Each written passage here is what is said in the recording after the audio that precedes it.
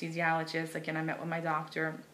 My doctor did his outlines and things of that nature pertaining to the actual breast reduction. I asked him if it was okay. My niece took pictures. So I want to post those as well so you can see what those look like.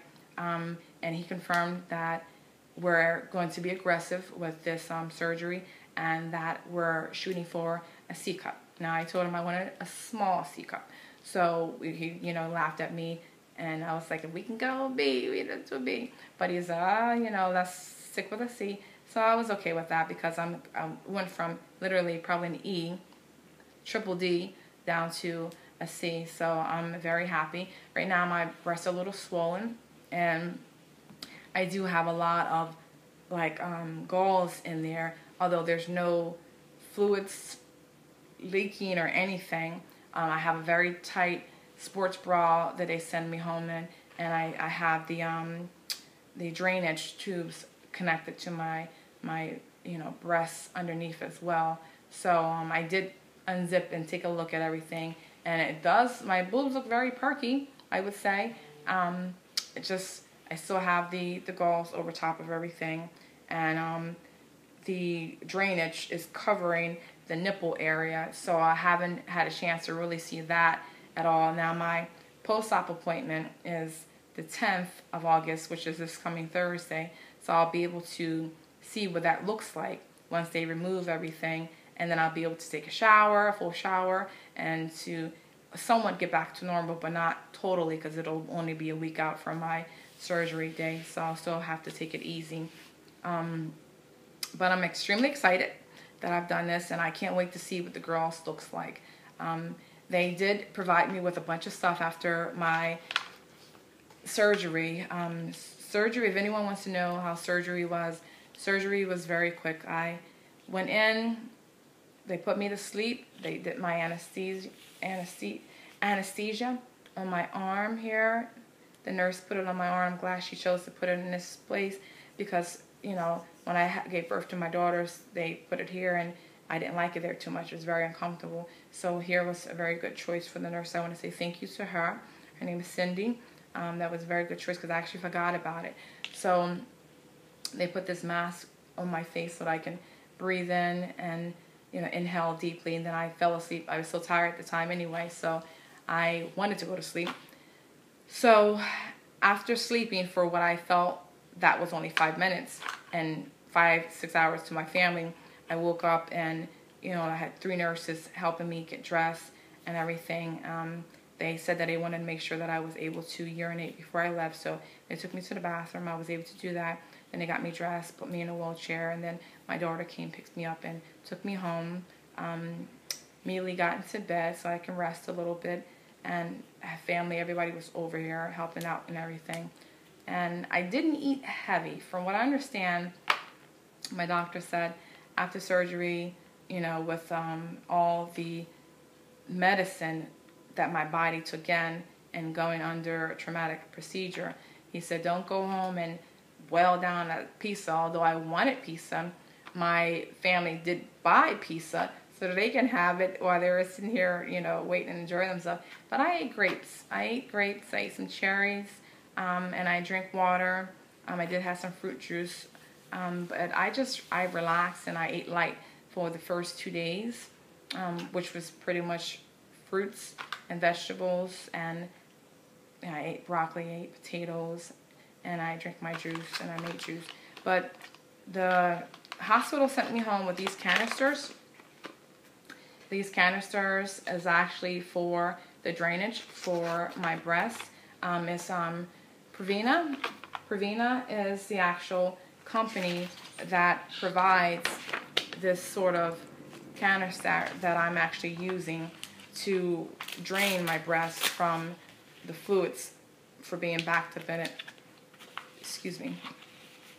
This is actually the case that it comes in, makes it easier to carry around. But this is the canister right here. It's Previna 125. You could probably Google it and it'll show you different, things about it. But thus far, I haven't seen a patient or anyone on YouTube who had a breast reduction that is currently using this sort of drainage. a lot of the young ladies are using the round tubes that you actually have to pour out and measure. I think my doctor wanted me to have less work to do when I went home, and I am grateful for that, and I thank him so very much for that. I truly appreciate him. So he provided me with this drainage system in order to do so. So the cartridge, I'm sorry, the canister, forgive me, the canister is actually like this, and once you remove the canister from here, you replace it with this one. This actually lifts out, you squeeze it, lift it out, and then you reconnect it here. This twists and pops back in, and then you click the canister back in. So right now you're probably looking at what's in here, which is really gross, and I apologize for that. But this right here is my, the nurse called it my pocketbooks. I have 2 of them, one for each breast, but they actually hold the canisters all together. They have a pocket on each side, one so that you can kind of gather the tubes, the drainage tubes, and put it in here so that it's not hanging. Me, I'm just letting them hang. It's just me. I'm home, so I'm not going anywhere. Unless I was going out to the store, I would actually gather them up so that it's not so exposed and gross people out.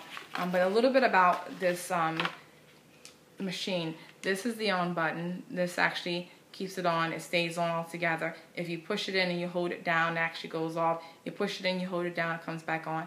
This battery, this shows right here, shows that there's a low battery.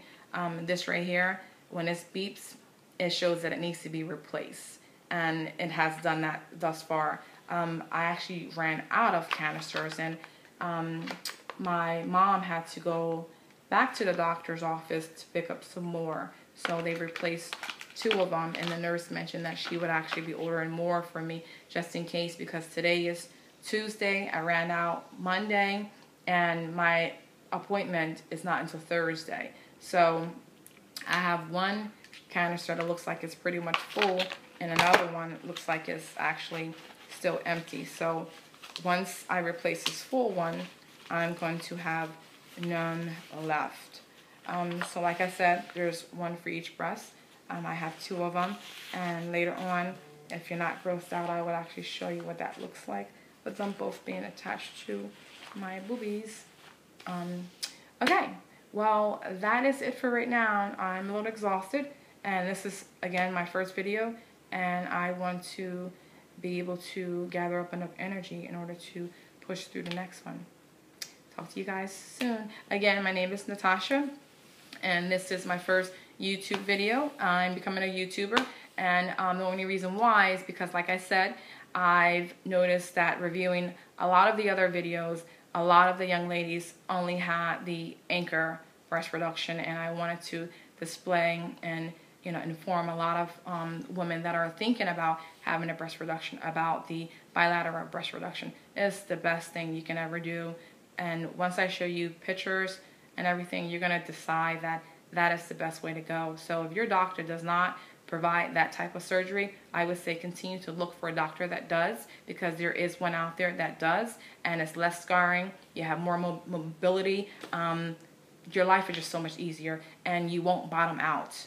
And you look like you had a boob job. And I want my breasts to be nice and perky. I don't know about you, but I want mine to be still standing up and saying hi. But anyway, like my page, subscribe to it. If you have any questions, I will be right there to answer you right back. But again, please and thank you, and look out for my next video. Take care.